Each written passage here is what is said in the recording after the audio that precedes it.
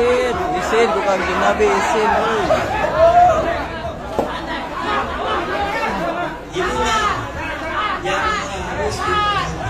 Banser.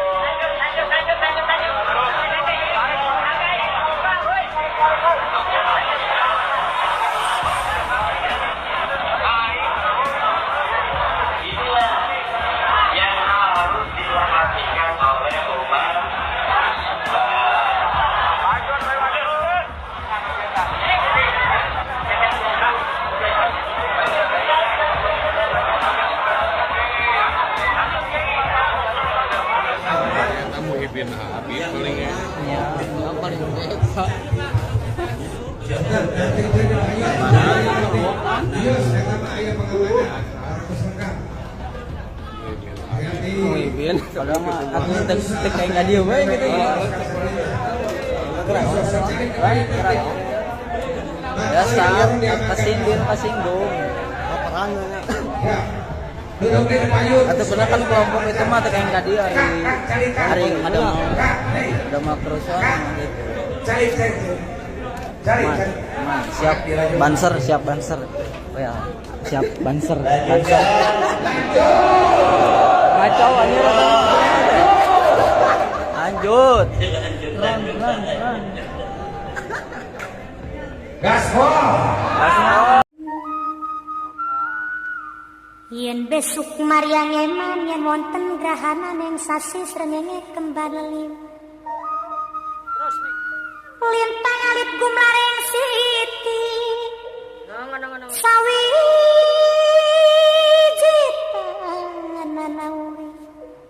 Sawiji tanana urip mung isun karo sampean mati amung kang swarga.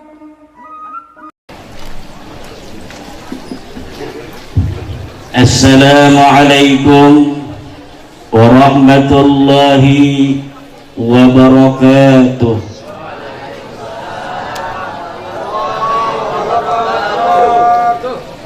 Assalamualaikum warahmatullahi wabarakatuh.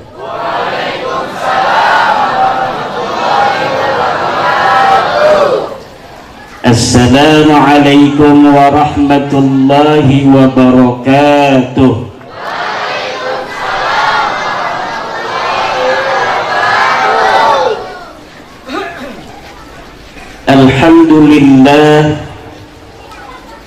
Alhamdulillahil malikil hakim, al-jawadil karimil azizir rahim. فالطريق إليه واضح للقاصدين والدليل عليه لائق للناظرين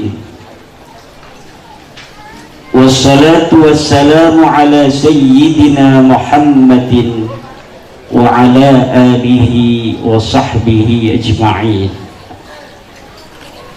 يا حي يا قيوم يا حنان يا منان يا ديان يا سلطان يا ذا الجلال والإكرام. اللهم اغفر لشيخنا ومولانا ماما Cijantu warhamhu wa'afihi wa'fu anhu amin. Ya Allah ya Rabbal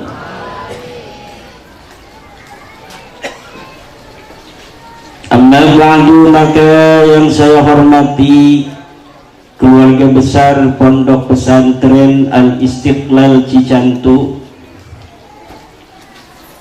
Mama Izzuddin dan Ibu Nyai almarhum, serta seluruh sivitas akademika Pondok Pesantren Al-Istiqlal Cicantu. Semoga Allah senantiasa memberikan keberkahan pada pondok pesantren ini ila yaumil qiyamah. Yakhruju minhu ulama'u salihin, amin. Yakhruju minhu ulama'u salihun, amin. Wal awliya'ul arifun. Para kiai undangan yang tidak dapat saya sebutkan namanya satu persatu, para aparatur pemerintah baik sipil maupun militer yang hadir, dari kepolisian, Polres Cianjur, semoga senantiasa diberi kekuatan untuk memberi rasa aman pada kita, terutama menjelang pemilu ini. Semoga pemilu berjalan lancar. Pemilu adalah rutinitas pesta rakyat 5 tahunan yang senantiasa akan terus dilaksanakan sepanjang insyaallah NKRI ini ada ila yaumil qiyamah. Para aceng, para gus, para kiai, para ibu nyai, para bapak, para ibu hadirin ma'asyiral muslimin rahimakumullah. Walaupun baru pertama kali saya datang ke pondok pesantren Al-Istiqlal Cicantu ini, tapi suasana membawa saya seperti saya ini datang bukan pertama kali. Ada suasana kebatinan yang indah ketika saya masuk ke lingkungan pondok pesantren Cicantu ini. Saya bertanya di dalam hati, ikatan-ikatan apa kira-kira yang membuat suasana hati saya begitu nyaman ketika memasuki pondok pesantren Al-Istiqlal Cicantu ini. Ternyata saya tanya sama salah satu putra almarhum, bahwa almarhum salah satu gurunya adalah Mama Kresek di Garut. Berarti memang ada ikatan persaudaraan keilmuan. Guru dari guru, bahkan guru saya itu banyak yang mondok di Kresek Garut. Saya punya guru Kiai Sanwani mondok kepada Mama Gentur. Mama Gentur juga lulusan Kresek. Saya belajar ilmu ke Buya Bustomi. Buya Bustomi juga pernah mondok di Mama Kresek. Nanti Mama Kresek ke Mama Ciwedus, Mama Ciwedus ke Syekh Khalil Bangkalan, Syekh Khalil Bangkalan ke Syekh Nawawi Tanara Al-Bantani. Guru saya juga ada yang bernama Syekhina Syekh Mufti bin Asnawi dari Cakung. Beliau mondok pada Syekh Marsad di Tirtayasa di Pontang. Syekh Marsad juga mondok di Mama Gentur, Mama Syatibi. Mama Syatibi nanti ke Mama Kresek juga.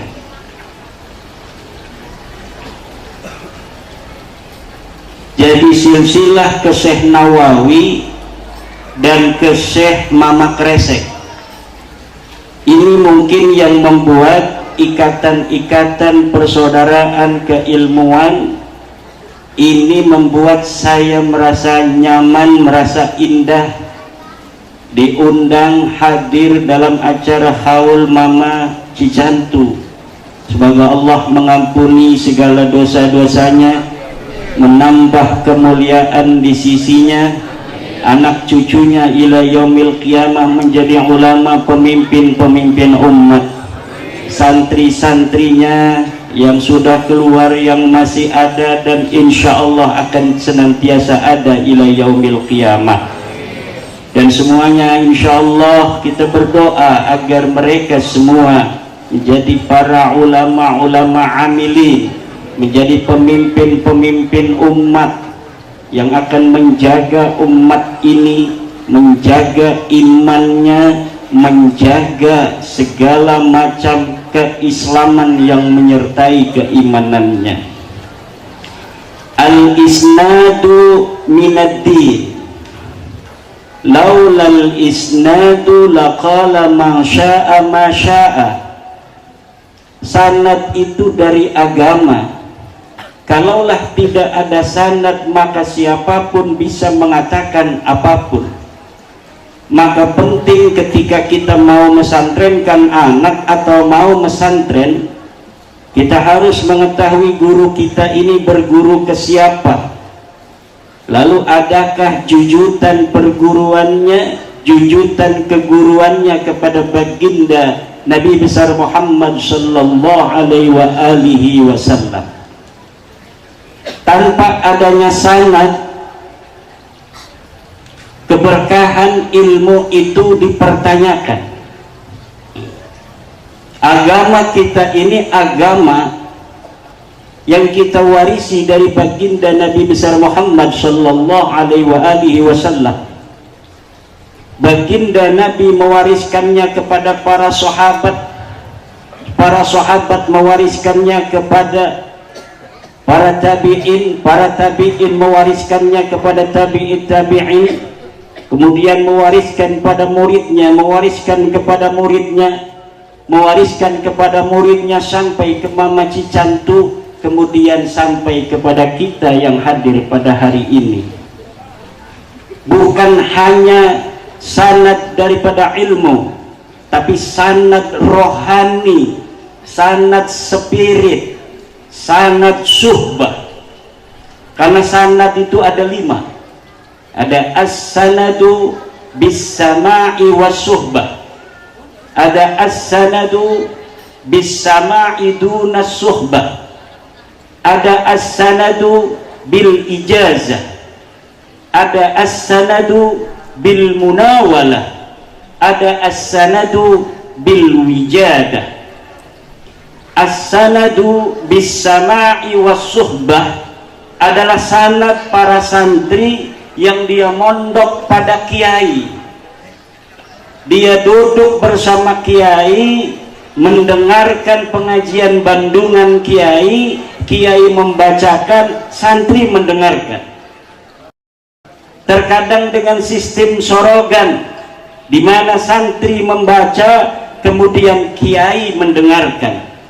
Kemudian dia pelajari akhlak, pelajari tingkah laku, bagaimana memimpin pesantren, bagaimana kesehariannya, bagaimana caranya berkomunikasi dengan umat, bagaimana caranya sholat berjamaah, bagaimana caranya dia di dalam ketenangan, di dalam mendidik para santri.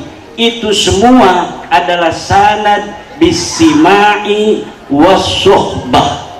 Hanya bisa diambil sanad tertinggi ini oleh para santri. Sanad Rasulullah yang diterima bisamai wasuhbati bil alim huwa as-sanadul ulya. Yang kedua, as-sanadu bis-sima'i dunas suhbah. Ini santri-santri pasaran, dia mukim di satu pesantren, kemudian ketika bulan Ramadan atau bulan-bulan lainnya, pesantren lain mengadakan pasaran satu kitab. Dia datang ke kiai pesantren yang mengadakan pasaran itu, dia tamatkan satu kitab 10 hari, 15 hari, kemudian dia pulang ke pesantren iqomahnya. Ini namanya as-sanadu bis-sama'i dunas suhbah. Ini tingkatannya lebih rendah. Ikatan ribaqah antara dia dan guru ada, sanadnya muttasil, tetapi tidak setinggi as-sanadul a'la, yaitu as-sanadu bis-sama'i was-suhbah. Yang ketiga, as-sanadu bil ijazah. Sanad bil ijazah, mondok kagak, pasaran kagak, datang ke kiai minta ijazah kitab. Kiai, saya minta ijazah mau mengaji kitab Sahih Bukhari, ajaztuka. Itu namanya as-sanadu bil ijazah. Tingkat kebarokahannya nomor 3. Yang paling tinggi adalah santri mukim, yang kedua santri pasaran, ketiga santri hoyong ngeunah bae. Eta santri yang minta ijazah kitab-kitab tertentu pada kiai. Saya ini waktu di Mesir 1 bulan, pernah ke Mesir 1 bulan, ini berburu sanad. Saya pergi ke Kairo, saya pergi ke Iskandaria, bertemu dengan para kiai-kiai baik yang di Al-Azhar maupun kiai-kiai yang ada di masjid-masjid itu untuk meminta sanad. Saya bertemu dengan Syekh Muhammad bin Ibrahim bin Abdul Ba'is Al-Kattani, musnidud dunya yaumana hadha. Saya bertemu dengan Syekh Hilmi Al-Qadiri Al-Jailani. Saya meminta ijazah kitab Al-Fathur Rabbani karya kakek beliau Syekh Abdul Qadir Al-Jailani.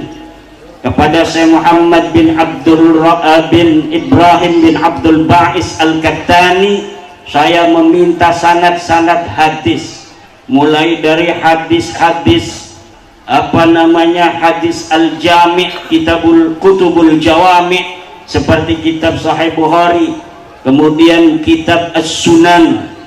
Ada kitab itu hadis, cara menulisnya adalah Al-Musnad, Al-Mustadrak, Al-Mustraj, Al-Musannaf. Kemudian ada kitab hadis yang dicatat dengan metodologi Al-Atraf, dengan metodologi Al-Ajza, dengan metodologi Al-Ilal. Semua saya minta ijazahnya, ngajinya kagak. Hanya untuk nyambungin sanad, nyambungin silsilah dengan Rasulullah Muhammad sallallahu alaihi wasallam. Ini namanya as-sanadu bil ijazah. Ada lagi sanad keempat, itu adalah as-sanadu bil munawalah. Sanad bil munawalah ini lebih enak. Kiai megang kitab, kitabnya karangan dia dikasihin, ajaztukum fi ma sannaftu fi hadzal kitab, atau ajaztukum jami'a musannafati, diberikan kitabnya. Itu namanya as-sanad bil munawalah, nyambung sanadnya. Walau hanya kiai ngasihin kitab ke dia, dia tidak ngaji bismillah acan, tetapi sanadnya nyambung, tetapi kekuatannya ini nomor 4. Yang pertama adalah as-sama' was-suhbah, yang kedua adalah as-sama' duna suhbah, yang ketiga adalah bil ijazah, yang keempat adalah bil munawalah. Ada lagi yang terakhir, sanad nyambung tetapi sanadnya bil wijadah, yaitu ketika kita menemukan kitab ulama, kita tidak ngaji ke beliau, ulamanya sudah meninggal dunia lama, tapi kita nemu kitabnya, kemudian di dalam kitabnya menyampaikan suatu masalah, kemudian kita membacanya, menyampaikannya kepada santri, itu namanya as-sanad bil wijadah. Wa yajibu fi as-sanad bil wijadah qaulu ra'aitu fi kitabi. Kalau dia khutbah Di dalam kitab Al-Bukhari, Imam Bukhari mengatakan, itu harus ada kalimat di dalam kitab Al-Bukhari, Imam Bukhari mengatakan. Tidak boleh langsung Imam Bukhari mengatakan. Seakan-akan kalau mengatakan Imam Bukhari mengatakannya langsung kepada dia bis-sama'i was-suhbah atau bis-sama'i duna suhbah. Atau kalimatnya ra'aitu fi khattil Bukhari, ra'aitu fi kitabil Bukhari, ra'aitu fi kitab Muslim, ra'aitu fi kitab Ibnu Majah, ra'aitu fi kitab Ibnu Abi Daud dan sebagainya. Itu namanya as-sanad bil wijadah. Boleh meriwayatkan dengan menyebutkan di dalam kitab apa. Itu namanya metodologi cara mengutip. Tentu keberkahannya tidak seperti orang yang mengaji Bukhari kepada guru sampai tamat. Itu bisa mengatakan haddatsani syaikhi Kiai Izzuddin, qala haddatsani syaikhi Kiai Jalaluddin Al-Ma'alli, qala haddatsani syaikhi Mama Kresek, qala haddatsani syaikhi Mama Ciwedus, qala haddatsani syaikhi Mama Khalil Bangkalan, qala haddatsani syaikhi Syekh Nawawi Banten, qala haddatsani syaikhi, terus sampai muridnya Imam Bukhari yang dia mendapatkan hadis Bukhari bukan karena dia membeli kitabnya, tapi langsung mendengarkan dari Imam Al-Bukhari. Itu yang lebih hebat. Laulal isnad laqala ma syaa ma syaa. Kalaulah tidak ada sanad kita berguru, maka siapapun bisa mengatakan apapun. Maka tadi saya mengatakan salah satu guru daripada Mama Cicantu agar kita mengetahui dari mana. Dan para ulama yang ada hari ini dari mulai Banten, Jawa Barat, Jawa Tengah, DIY, Jawa Timur, Aceh, Palembang, Padang, Lampung, dan seluruh Indonesia, semuanya mempunyai sanad silsilah kepada Rasulullah Muhammad sallallahu alaihi wasallam, kebanyakan melalui Syekh Nawawi Tanara Al-Bantani. Syekh Nawawi nanti ada silsilah kepada Syekh Arsad Al-Banjari di Kalimantan. Di dalam thariqah nanti ada silsilah daripada Syekh Abdul Karim At-Tanara, juga ada dari Syekh Tolhah Kalisapu Cirebon. Tidak akan jauh dari sanad-sanad silsilah yang kita ketahui hari ini daripada ulama-ulama kita yang tabakur dalam keilmuan. Ada yang tidak melalui Syekh Nawawi, yaitu langsung kepada Syekh Hasbullah pengarang kitab Riyadul Badi'ah. Itu seperti dari Kiai Hasan Mustafa Bandung, nanti langsung kepada Syekh Hasbullah pengarang kitab Riyadul Badi'ah, langsung ke orang-orang Arab, ke ulama-ulama yang ada di Timur Tengah. Untung saya masih punya sanad al-ali dari ulama-ulama Mekah tahun 50-an. Saya punya guru Syekh Asuri bin Tahir yang dia murid Syekh Tahir Pelamunan, tapi tidak hanya di Pelamunan, dia langsung pergi ke Mekah. Dia belajar kepada Sayyid Alwi Al-Maliki, belajar kepada Syekh Hasan Al-Masyat Musnid pada saat itu di kota Mekah. Dia juga belajar kepada Syekh Abdul Qadir Al-Mandaili, seorang ulama Mekah asal Mandailing Natal dari Sumatera Utara. Itu sanad-sanad ali. Kalau sanad yang dari Indonesia ke Syekh Nawawi ini bertingkat-tingkat antara as-sanadul a'la dengan as-sanadul adna. Sanad lebih sedikit itu lebih kuat. Kalau Syekh Nawawi dari jalur Mama Kresek tadi sudah 6 orang. Mama Cicantu, Mama Kresek aja ada 2. Mama Kresek, Mama Ocot ya. Kemudian ke Mama siapa bapaknya itu Montopri, kemudian ke Ciwedus, kemudian ke Syekh Khalil baru ke Syekh Nawawi Tanara Al-Bantani. Nah kalau di Banten masih ada as-sanadul ali, sanad yang sangat sedikit kepada Syekh Nawawi At-Tana Al-Bantani. Seperti saya mengambil ilmu dari Syekh Sanwani Tirtayasa kepada Syekh Cengkudu Mama Sidik, langsung kepada Syekh Nawawi At-Tanara Al-Bantani. 3, karena umurnya panjang-panjang. Inilah tradisi berguru di pondok pesantren Indonesia yang semuanya mempunyai jalur yang jelas. Pesantren-pesantren terutama di bawah Nahdlatul Ulama memiliki sanad keilmuan yang jelas. Coba kita lihat hari ini, ada pondok-pondok pesantren yang ujuk-ujuk ada di tengah sawah langsung jadi besar. Pondoknya itu langsung besar, santrinya itu didatangkan dari berbagai daerah, banyak juga. Itu ciri-ciri pondok pesantren la ala manhaji Nahdlatul Ulama. Karena pondok pesantren manhaj Nahdlatul Ulama biasanya adanya di tengah desa.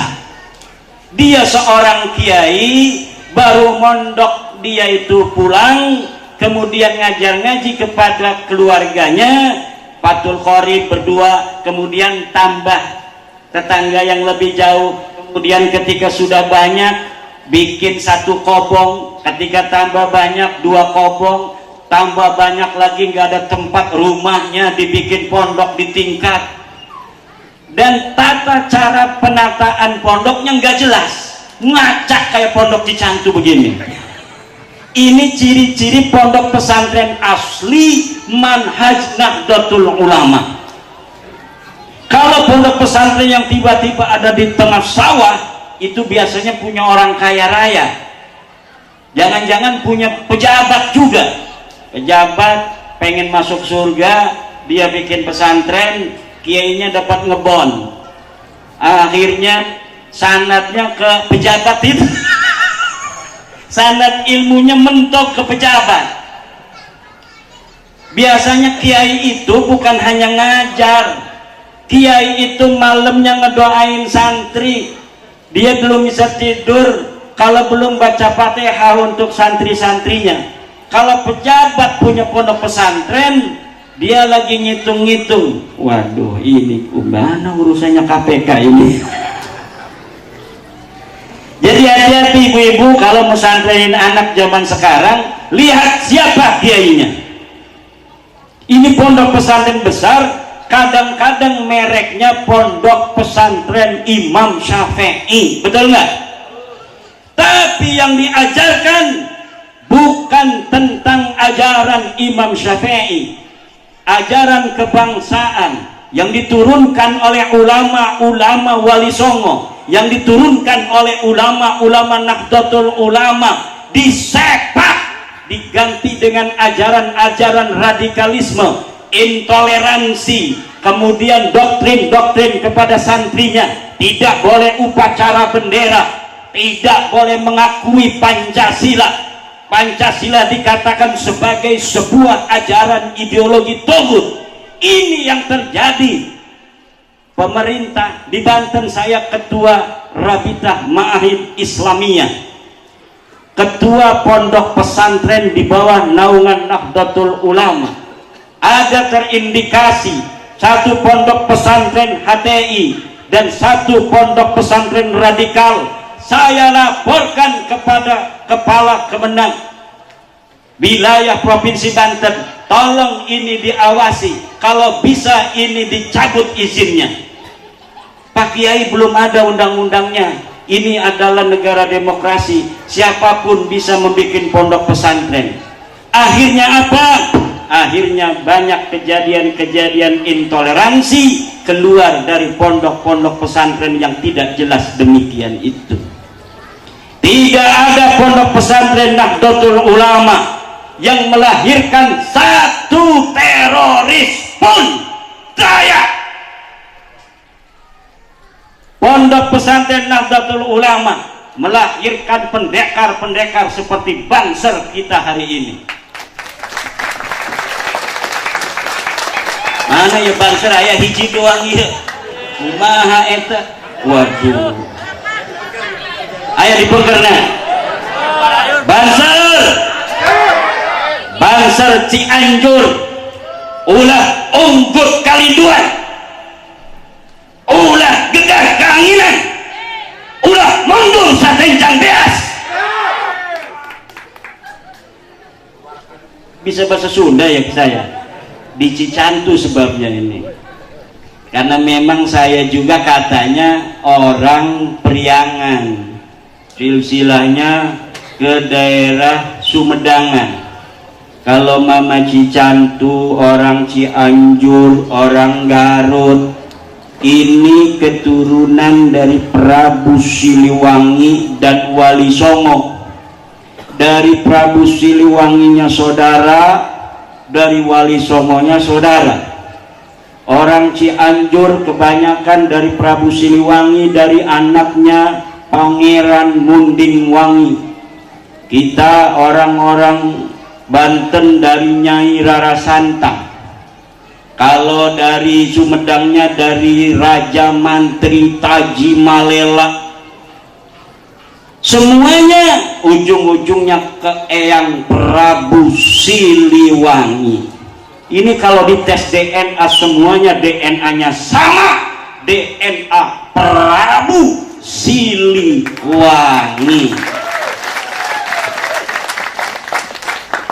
DNA pejuang gagah perkosa. Walaupun gagah perkasa Prabu Siliwangi, kalau mendengar perempuan ngaji hatinya tunduk. Dia lagi jalan-jalan ke Kerawang, ada seorang santri lagi ngaji Quran.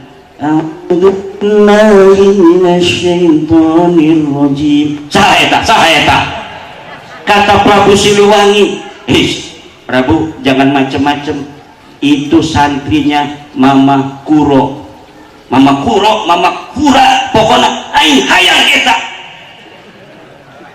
awewe ngarana saha Nyai Subang Larang. Kata Syekh Kuro, jangan macem-macem sama santri saya. Gimana Tuan Guru Arab, orang Arab, Mama Guru orang Arab, kalau kamu mau nikahin santri saya harus masuk Islam. Siap, langsung masuk Islam karena dia tukang kawin. Kenapa orang Jawa Barat, Banten semua cucu Prabu Siliwangi istrinya 200 cantik semua? Allah. Maka kita sebagai cucu Prabu Siliwangi selain harus meneruskan perjuangannya, kita juga harus mencontohnya. Siap. Contoh naon? Setuju Bu? Setuju? Ayat di Al-Qur'an nah. Fankihu ma tawaba lakum masna wa sulasa wa ruba.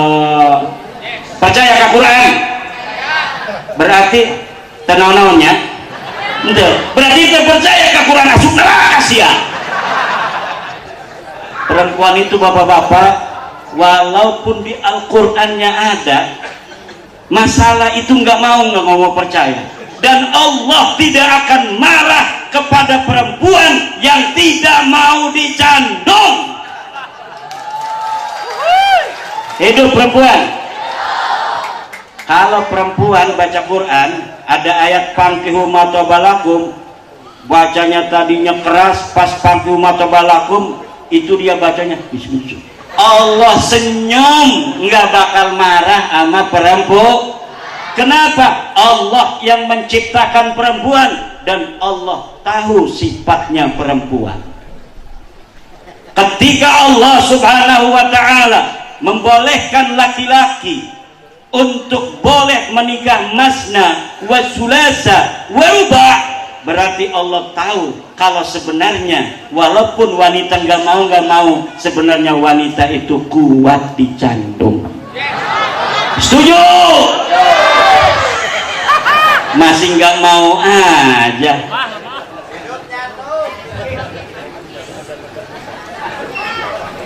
Bapak Ibu hadirin ma'asyiral muslimin rahimakumullah. Kita tadi bicara tentang sanad. Bicara tentang sanad adalah bicara tentang ajaran. Ajaran yang berkelanjutan yang dimiliki oleh hasanah Islam dari Nabi Muhammad sampai ke kita hari ini. Dan apabila ajaran itu sahih, maka ajarannya adalah sesuai dengan ajaran Nabi besar Muhammad. Bagaimana sekarang ada ajaran-ajaran yang tidak sesuai dengan ajaran mainstream? Bagaimana ada ajaran-ajaran di Indonesia pula yang tidak sesuai dengan ajaran mayoritas Nahdlatul Ulama?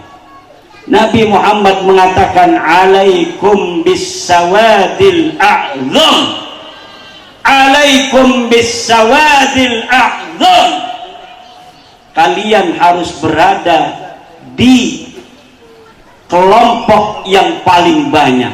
Kenapa? Kelompok yang paling banyak yadullu ala ridallahi subhanahu wa ta'ala, yadullu ala al-haqqil mubin, menunjukkan kebenaran yang sesungguhnya itu adalah di dalam apa yang diambil oleh mayoritas ulama. Dan hari ini mayoritas ulama-ulama kita dari Aceh sampai Papua adalah ala manhaji ahli sunnah wal jamaah yang dibawa oleh Wali Songo, yang diwarisi oleh para ulama yang hari ini membentuk Nahdlatul Ulama. Maka selamanya para santri-santri, para kiai-kiai pesantren, alaikum binahdlatil ulama, alaikum binahdlatil ulama, alaikum binahdlatil ulama. Jangan geser kakimu satu jengkal pun dari Nahdlatul Ulama. Taslam.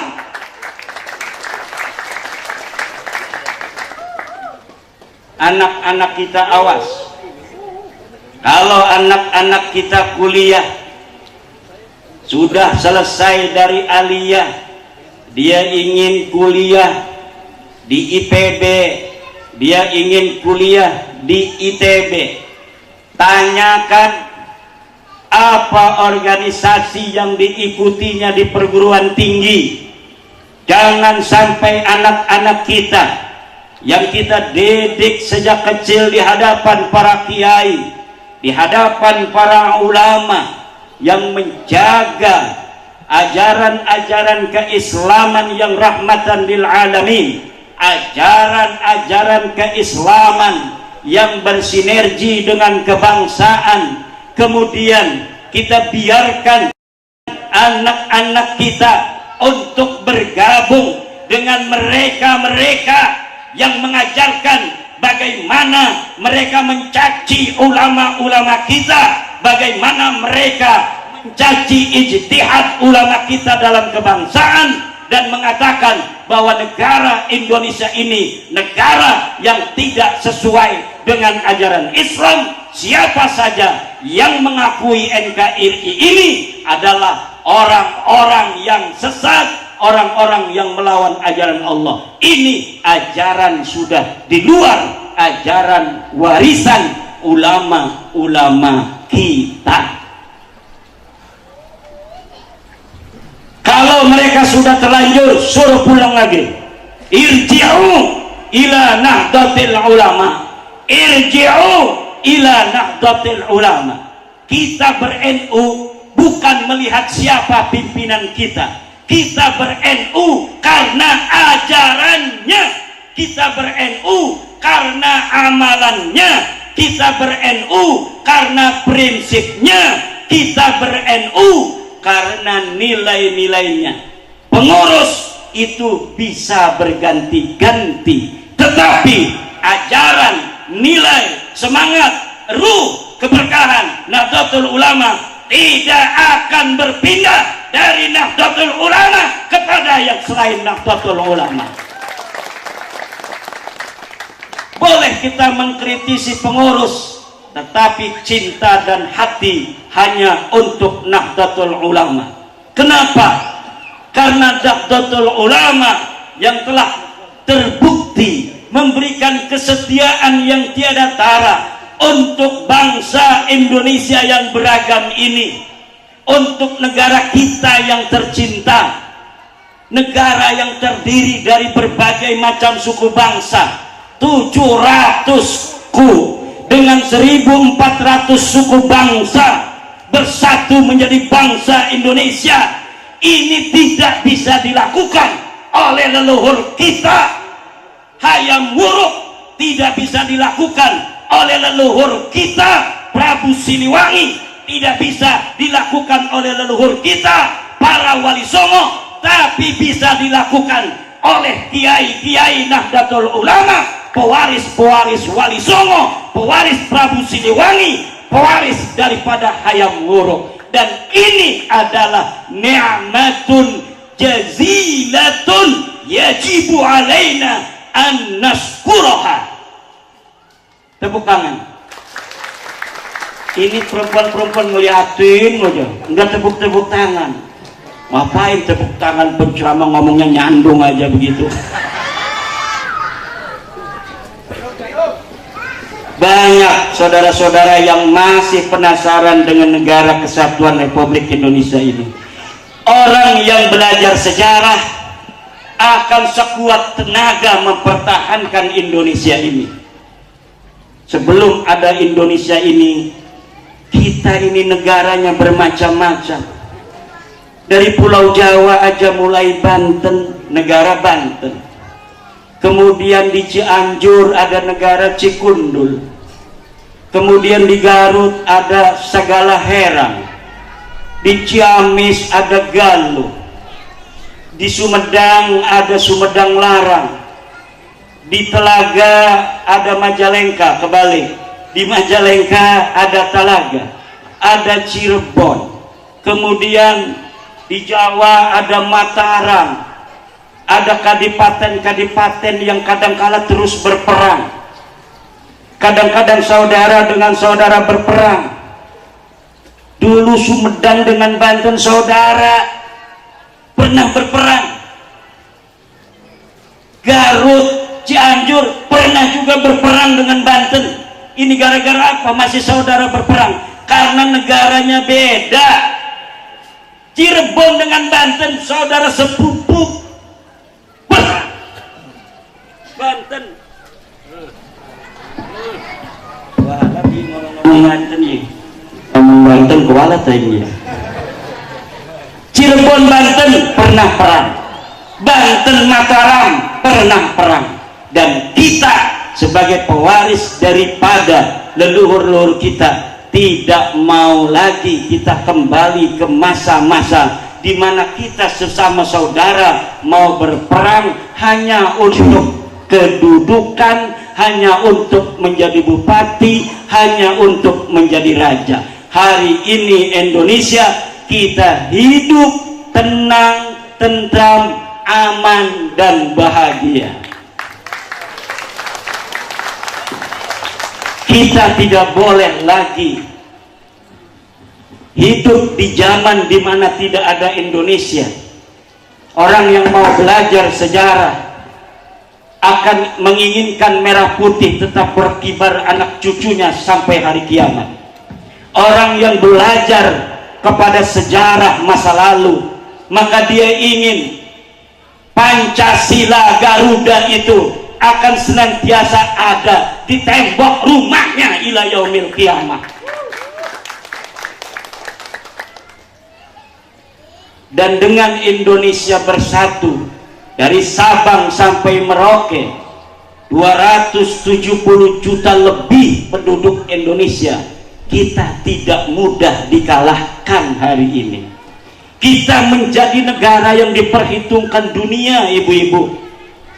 Nomor 5 terbesar negara di dunia, Indonesia. Negara yang paling kaya sumber daya alamnya, Indonesia. Yang paling ganteng-ganteng lelakinya, Indonesia, cek aing. Yang paling cantik-cantik wanitanya, Indonesia. Yang paling banyak padinya, Indonesia. Walaupun Indonesia tidak beli beras dari luar negeri, hanya kita mengandalkan tanah Indonesia. Penduduk Indonesia yang 270 juta ini bisa dikasih makan oleh tanah Indonesia ini. Air sungai yang mengalir jauh, Cianjur. Cianjur itu artinya air sungai yang mengalir jauh. Ci itu air sungai, Anjur itu tebih, jauh.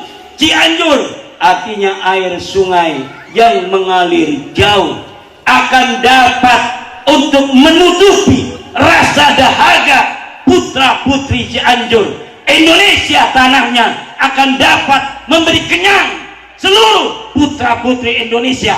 Airnya akan mampu untuk menutup dahaga seluruh putra putri Indonesia tanpa bantuan asing.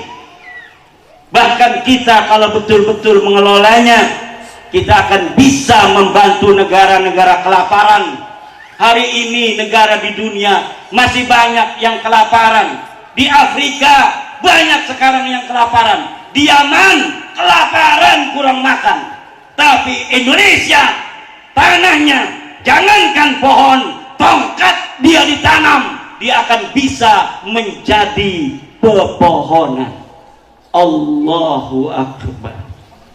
Nikmat besar Indonesia ini jangan sampai hilang.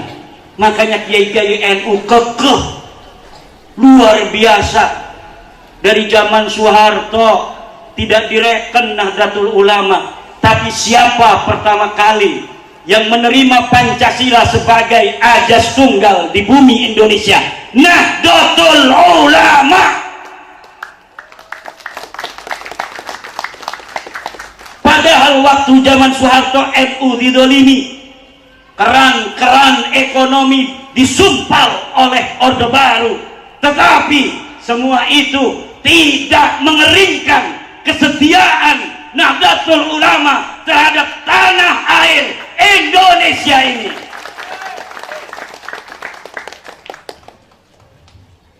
Yang lain sudah berpikir bagaimana caranya kita bikin negara Islam. Negara Islam eta anu paling ngerti eta kiai-kiai NU. Bener tak?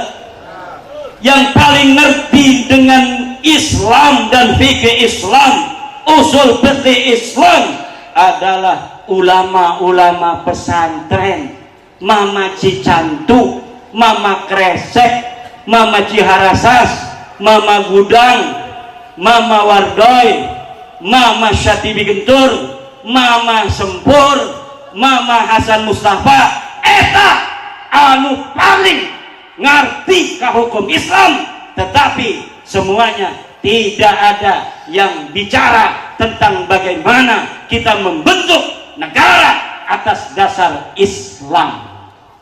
Kenapa? Bentuk negara bagi Nahdlatul Ulama adalah wasilah. Ad-daulatu wasilatun la ghayatun. Negara hanyalah wasilah, bukanlah gaya. Yang wajib itu adalah membentuk pemimpin agar ada yang ngurus untuk urusan kita yang tidak bisa diurus oleh kita. Kita orang sibuk, kita tani, kita dagang, kita ngaji. Orang paling sibuk-sibuknya di dunia itu santri. Enggak ngaji, dia masak. Enggak masak, minta tasbih dikir. Giliran tong-tong dia tidur. Kekenyangan makan. Untuk mengurus urusan kita santri yang tukang ngaji, kita petani yang selalu di sawah, kita pedagang yang selalu di pasar, siapa? Orang-orang yang tidak punya pekerjaan. Dia bukan petani, dia bukan pedagang, dia bukan santri. Siapa? Pengangguran. Nah, ini yang jadi kepala desa, ini yang jadiin camat, yang jadi polisi, maaf Pak polisi. Ini yang dijadiin bupati, ini yang dijadiin jaksa. Dia yang tidak dagang, dia yang tidak tani, dia yang tidak nyantri. Inilah yang diwajibkan oleh agama, membentuk kepemimpinan. Adapun bentuknya bagaimana, itu diserahkan kepada manusia yang ada di setiap zaman sesuai dengan kemaslahatan zamannya masing-masing. Hadihi hiya ad-daulah inda nahdlatil ulama. Jadi Nahdlatul Ulama sesuai dengan pandangan daripada Ahlus Sunnah wal Jamaah, memandang negara wajib dibentuk negara, dan wajib ketika sudah ada negara untuk membelanya. Dan apabila negara mendapatkan tantangan dari musuh-musuh, wajib ala jami'i abna'i Indonesia ayadfa'u an Indonesia bi anfusihim wa bi amwalihim. Kalau negara ini sudah maujud, maka nusratul maujud ini hukumnya wajib. Ketika negara ini sudah diijtihadi oleh leluhur-leluhur kita, para nasionalis dan para agamis, kemudian membentuk NKRI dengan Pancasila sebagai dasar, Undang-Undang Dasar 45, Bhinneka Tunggal Ika, bentuk negara kesatuan, maka wajib untuk kita semua bangsa Indonesia menjaga keutuhannya ila yaumil kiamah. Harapan ila yaumil kiamah. Nyatanya tidak ada negara di dunia yang bisa lebih dari 700 tahun. Yang paling lama itu adalah Daulah Utsmaniyah di Turki. Bani Umayyah kurang 100 tahun. Bani Abbasiyah paling 300 tahun. Negara Banten aja dari 1450-an itu 1808 selesai. 300 tahun. Dulu kita punya negara satu, adanya di ujung kulon, namanya Kerajaan Salakanegara. Salakanegara runtuh, hanya beberapa raja. Kemudian muncul di Karawang, namanya Kerajaan Tarumanagara. Tarumanagara beberapa ratus tahun hancur, jadilah Kerajaan Sunda. Hancur lagi, jadi Pajajaran, yaitu bersatunya Kerajaan Sunda dan Kerajaan Galuh. Pajajaran hancur lagi, jadi Kerajaan Banten. Sumedang, Cikundulan, bentuknya kadipaten dulu. Kemudian Cirebon, hancur lagi semuanya, jadi Indo. Dan yang paling nyaman kalau kita baca sejarah adalah Indonesia. Coba baca sejarah Banten, Misan dengan Misah, perang. Ketika Maulana Yusuf meninggal dunia, adiknya yang ada di Jepara datang bawa pasukan, pengen jadi raja, perang. Di Demak, ketika Raden Patah meninggal dunia, Saudara dengan saudara perang, masing-masing pengen jadi raja, masing-masing kampanye nyari pendukung masing-masing. Akhirnya pendukung dengan pendukung perang. Aryo Penangsang, Joko Tingkir, semuanya meninggal dunia karena perang saudara. Kita kalau perang dengan orang asing tanpa diadu domba, maka orang asing tidak akan ada yang bisa menjajah tanah air kita. Tapi kenapa kita pernah dijajah? Saya baca sejarahnya, kita dijajah bukan karena kita lemah, bukan karena kita tidak punya kekuatan, tetapi karena kita bisa diadu domba. Jadi caranya para musuh-musuh kita di dalam mengalahkan kita, kita diadu domba dengan saudara yang punya kepentingan terhadap kita. Misalnya raja, di dalam sistem negara monarki kerajaan kita dulu, bahwa anak sulung akan jadi raja apabila ayahnya meninggal. Maka ini si Belanda megang adiknya, agar adiknya, kamu kalau tidak membunuh daripada kakakmu, selamanya kamu tidak akan jadi raja. Karena pakem kenegaraan di tanah air Nusantara ini hanya anak pertama yang akan jadi raja. Akhirnya tergembosi, kemudian dia membunuh kakak kandungnya sendiri untuk menjadi raja. Di Banten tahun 1654 Belanda perang dengan Sultan Tirtayasa. Eta Belanda. 1680 perang. Belanda. Kata Belanda, gimana caranya supaya saya menang? Dia infiltrasi ke Kesultanan Banten, dia ojog-ojogin Sultan Haji agar dia memberontak pada ayahnya dengan agitasi, kalau engkau tidak sekarang mengangkat dirimu menjadi sultan, maka adikmu Purbaya akan diangkat menjadi sultan. Akhirnya lama-kelamaan Sultan Haji mau untuk mengikuti Belanda, kemudian dia perang melawan ayahnya. Kita dikalahkan hanya dengan adu domba. Kita tidak akan pernah bisa kalah kalau kita tetap bersatu. Maka jaga persatuan anak-anak bangsa Indonesia ini jangan sampai dipecah belah oleh siapapun, oleh orang asing, baik orang asing yang ada di luar negeri maupun orang asing yang sudah menjelma menjadi bangsa kita sendiri, namun mempunyai perbedaan dari akhlak, dari tanda dia menghormati bangsa Indonesia. Maka kita tidak boleh untuk dijajah dalam fisik, di dalam kehormatan, di dalam nama besar daripada kita putra putri bangsa Indonesia keturunan Prabu Siliwangi harus yang menjadi raja terus di Jawa Barat ila yaumil kiamah. Tepuk tangan. Makanya harus dites DNA ini, ada nggak DNA Prabu Siliwangi ini? Siap tes DNA. Udah, Prabu Siliwangi. Bagaimana cara menemukan DNA Prabu Siliwangi? Serahkan pada ahlinya.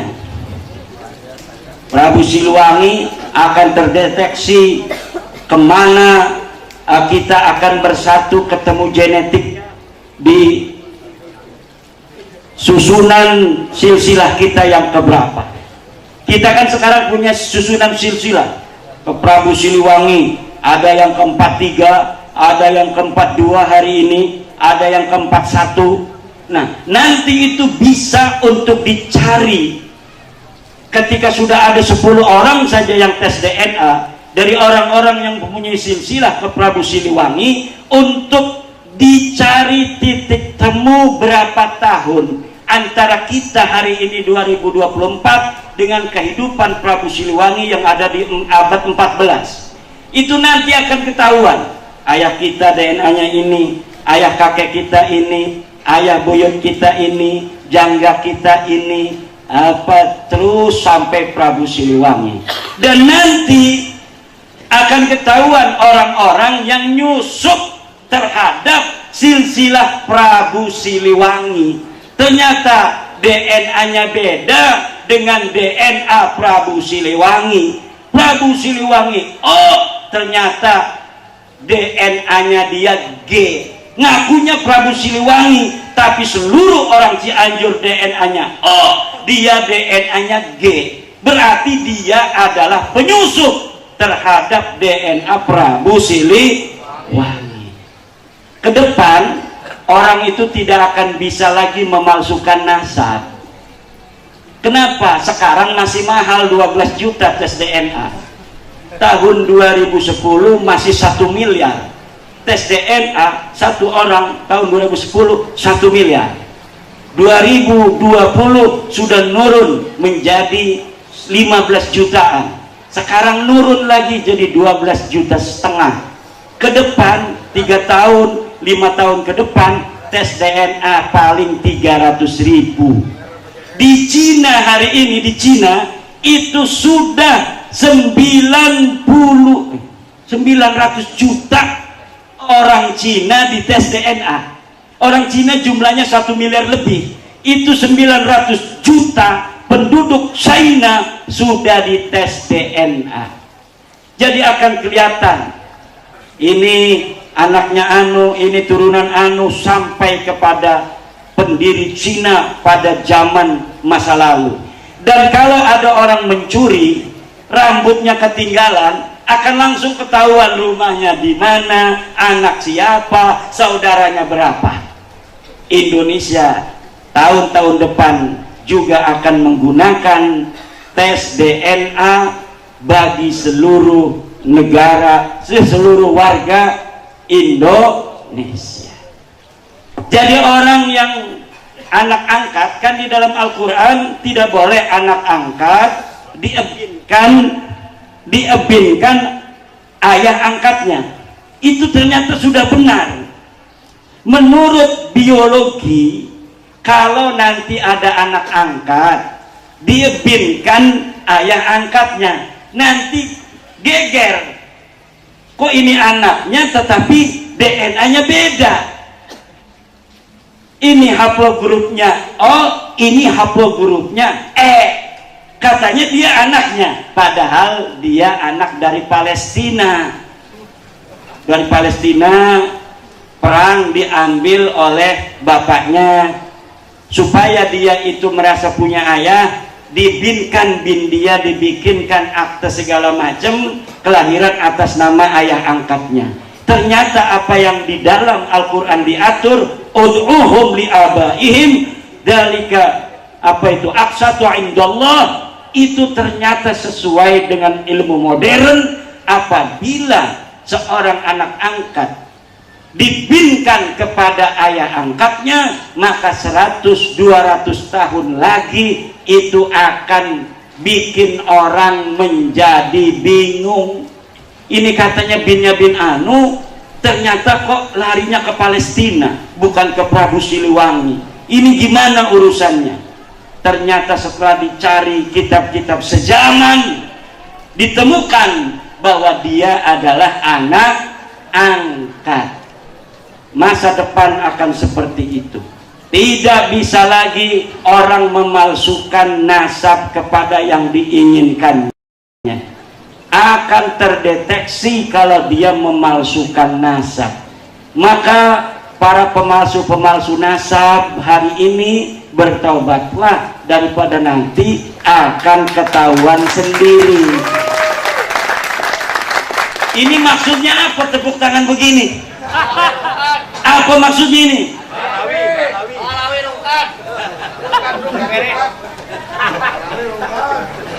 Ini kita mau pemilu, harus jaga kondusivitas. Siap. NKRI harga mati. NKRI. NKRI. NKRI. Presiden siapa saja. Betul. Coba jawab bareng-bareng. Presiden. NKRI. Eta. Mancing-mancing, saya nggak kepancing. Berapa hari lagi pemilu? Kita selesaikan pemilu Indonesia. Ini kata polisi-polisi yang ketemu saya, ini kayak nggak ada kerjaan ini katanya polisi-polisi. Aman tentrem pemilu hari ini, tidak seperti pemilu 2019. Pemilu 2019, waduh, luar biasa, hoak di mana-mana antara mertua dan menantu. Ini mengkafirkan. Saya punya guru saya itu adalah sanadnya dalam berilmu kepada Kiai Muhammad Amin. Kiai Muhammad Amin itu kiai yang menjadi rujukan di Banten. Dia ayah dari Kiai Ma'ruf Amin. Jadi dia mendukung Kiai Ma'ruf Amin karena silsilah keguruannya kepada ayahnya Kiai Ma'ruf Amin. Lebaran saya datang ke beliau. Waduh, katanya saya sedih. Sedih kenapa? Itu sebelum puasa adik saya itu menikahkan anaknya. Saya nggak diundang. Kenapa? Katanya saya pendukung PKI. Mendukung capres, katanya mendukung PKI. Padahal yang didukung Kiai Rais Nahdlatul Ulama, tetapi dengan hoak masyarakat banyak yang percaya. Betul apa tidak? Maka ini aktor-aktornya yang menyebarkan hoak, menuduh PKI dan lain sebagainya, hari ini melempem. Hari ini tidak ada nyebar PKI. Biasanya 30 September itu isu PKI luar biasa. Sekarang 30 September sepi, demo kagak ada, orang ceramah yang menjelekkan Pak Jokowi nggak ada, yang menjelekkan para polisi nggak ada yang berani. Dulu disebutnya warung coklat, sekarang nggak ada yang berani ngomong polisi warung coklat. Sekarang coklat beneran. Alhamdulillah. Maka ini kondusivitas semacam ini harus kita jaga. Ini adalah ni'matun azimatun minallahi subhanahu wa ta'ala. Tetaplah setia dengan ajaran Mama Cicantu dan guru-gurunya, di mana bagaimana beliau mengajarkan agama tidak mesti bertentangan dengan negara. Inilah ajaran guru-guru kita, para wali songo. Mereka mendirikan negara Demak ketika itu. Kemudian siapa yang diangkat menjadi raja? Bukan wali songo menjadi raja, yang diangkat adalah anak dari Raja Majapahit Brawijaya V. Siapa? Raden Patah. Wali Songo hanya mendirikan, yang dijadikan raja tetap orang asli Jawa, namanya Raden Patah, putra Brawijaya V, Raja Majapahit terakhir. Setiap upaya-upaya dari orang-orang yang ingin merongrong negara Demak, Sunan Kudus kemudian dengan pasukannya menumpas. Ini fakta sejarah yang kita bisa baca.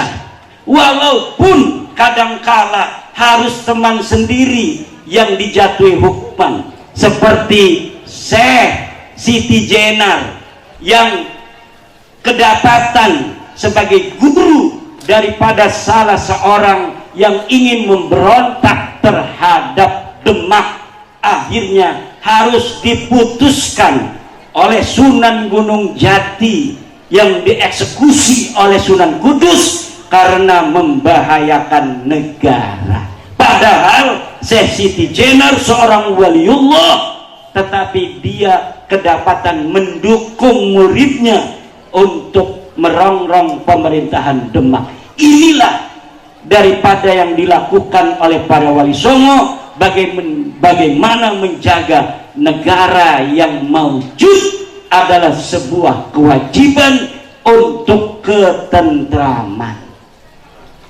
Sekarang ini kita ber-Indonesia, betul tidak? Belum. Kita ber-Indonesia yang pergi ke sawah ngerasa aman gak Bapak Pacur? Aman. Saya dari Banten ke sini aman. Walaupun banyak orang-orang penakut mengancam-ngancam, aman. Kenapa? Setiap pelosok ada polisi, ada tentara di mana-mana. Kenapa kita harus takut di bangsa Indonesia sendiri, di negara kita sendiri? Orang mau dagang ke Tanah Abang, jam 2 malam pergi ke Tanah Abang, aman, merasa tentram. Kenapa? Ada negara yang melindungi kita. Polisi itu banyak yang nggak tidur malam, main gaplek. Ya main gaplek nungguin laporan daripada ngantuk. Betul tidak? Kadang-kadang kita mah tidak ngurusin urusan orang, dijadwal untuk ronda nggak pernah ikut ronda, betul tidak? Kalau kita hanya mengandalkan diri kita, tidak ada negara, maka kita capai ronda hukumnya wajib, ribet itu. Tapi ketika ada negara, kita bisa tidur nyenyak, polisi yang jagain kita. Kalau ada apa-apa ancaman dari luar, TNI datang membela kita dengan senapannya. Siapa nanti kalau perang yang mati duluan? Tentara. Kita walaupun kabur nggak jelek, tidak desersi. Kenapa? Rakyat. Tapi tentara tidak boleh mundur. Kalau ada musuh, tentara mau mati mau hidup, yang penting negara Indonesia aman, tentram, dapat dijaga. Kalau Banser gimana? Sama dengan tentara, dia akan maju ke depan. Betul tidak? Jangan takut. Kalau perang mah nanti dikasih pistol juga. Kalau sekarang kan paling pentungan. Tapi Banser itu sudah hebat. Saya waktu di Bekasi, itu ada orang 20 orang yang takbir-takbiran itu Banser banyak begitu, nggak ada yang mukul itu para sangseong itu.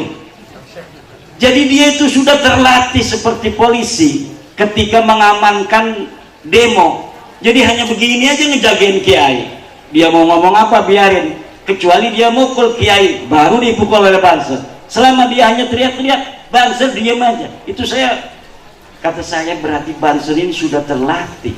Kalau dia terpancing, itu yang demo saya itu hanya beberapa orang, Banser ada 40 orang, itu bisa habis sama Banser. Apalagi saya pernah ikut latihan di Klatsar Banser, bagaimana susahnya itu, kita harus push up berpuluh-puluh kali.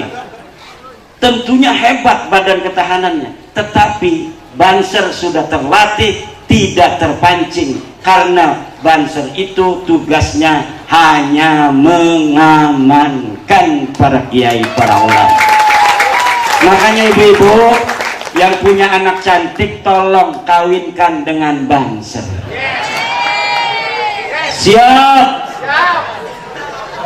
Kalau nggak Banser, dengan gurunya Banser, yaitu para kiai. Mau punya menantu kiai? Siap? Kalau kiai mah ya begini, yang udah tua-tua. Siap? Masih ada 2 orang yang siap. Alhamdulillah. Ibu bapak hadirin ma'asyiral muslimin rahimakumullah, mudah-mudahan haul Mama Cicantu malam hari ini, silaturahmi saya kepada Mama Cicantu al-maghfurlah dan para keluarga besar membawa hikmah. Kita eratkan kembali silaturahmi para alumni Pondok Pesantren Al-Istiqlal. Walaupun Mama Cicantu sudah tidak ada, keluarganya masih ada. Kalau mau jara jangan hanya jara ke mama, tapi juga ke ibu nyai, ke anak-anak yang lainnya. Inilah sebagai murid sima was suhbah. Ajaran-ajaran Mama Cicantu yang mencintai Nahdlatul Ulama sampai pondoknya pun dicatnya hijau semua. Ini jangan sampai geser sedikit pun juga. Kenapa Nahdlatul Ulama didoakan dan didirikan oleh kekasih Allah? Dia yang bukan hanya membaca dohirnya ayat-ayat suci dan hadis-hadis serta kitab-kitab kuning, tetapi juga menginsafi daripada makna-makna batinnya. Maka kita tidak salah mempunyai guru adalah kiai-kiai Nahdlatul Ulama, kiai-kiai yang mempunyai ilmu agama, yang mempunyai silsilah yang terselip sampai kepada baginda Nabi besar Muhammad sallallahu alaihi wasallam. Di saat yang sama begitu mencintai keindonesiaan, kebangsaan. Kita negara Indonesia adalah negara yang beragam bangsa dan sukunya.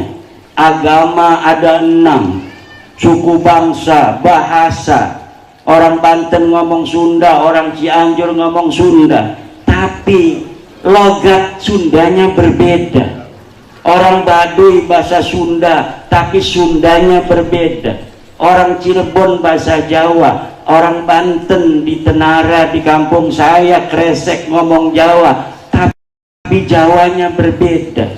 Inilah bukti keragaman Indonesia yang disatukan oleh cita-cita bersama platform, yaitu Negara Kesatuan Republik Indonesia dengan lambang burung Garuda, dasar negara Pancasila. Kita harus pertahankan negara ini selama-lamanya. Kita harus doktrin, kita harus transfer semangat kebangsaan kepada anak-anak kita, kepada murid-murid kita, kepada santri-santri kita, untuk senantiasa menjaga bangsa dan negara Indonesia ini agar aman, tentram, damai selama-lamanya. Semoga Allah curahkan ampunan kasih sayang kepada Mama Cicantu dan kepada kita semua, dan kepada seluruh keluarga besar dari Pondok Pesantren Cicantu Al Istiqlal, dan mudah-mudahan Allah Subhanahu wa Ta'ala memberikan keberkahan. Pada malam hari ini kita datang mendoakan beliau dengan rasa cinta yang tiada tara. Mudah-mudahan kita mendapat keberkahan dari kesolihan beliau, dari keikhlasan beliau ketika mendidik para santri-santrinya. Wallahu huwal muwaffiq ila aqwamit thoriqin. Wassalamualaikum warahmatullahi wabarakatuh.